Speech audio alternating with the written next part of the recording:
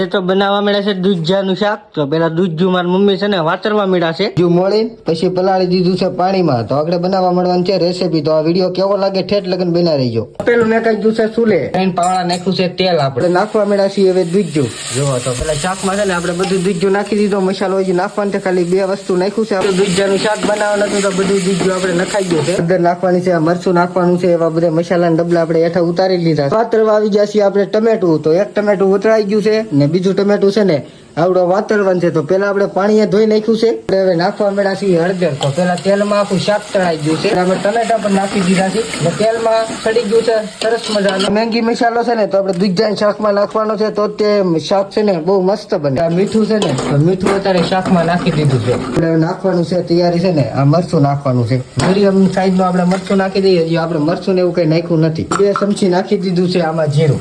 જો આ ઉપર બતાવ્યા બધું એ નાખેલું છે જીરું. અટારમાં નાખવા મળ્યા છે આપણે મેંગી નો મસાલો. તો આપણે મસાલો નાખી દીધો છે મેંગી નો, એટલે સ્વાદ વાળું શાક બહુ મસ્ત બની જાય. બાકી હતી આપણે કોથમરી. તો બધો મસાલો ને હું નાખી દીધું છે. હવે કોથમરી પણ નખાઈ ગઈ છે. દૂધિયાનું શાક છે ને આપણે રાહા વાળું બનાવ્યું છે ને આમાં નાખી દીધું છે 1 ગ્લાસ પાણી. મળ્યા છે મારા મમ્મી બાજરાના રોટલા.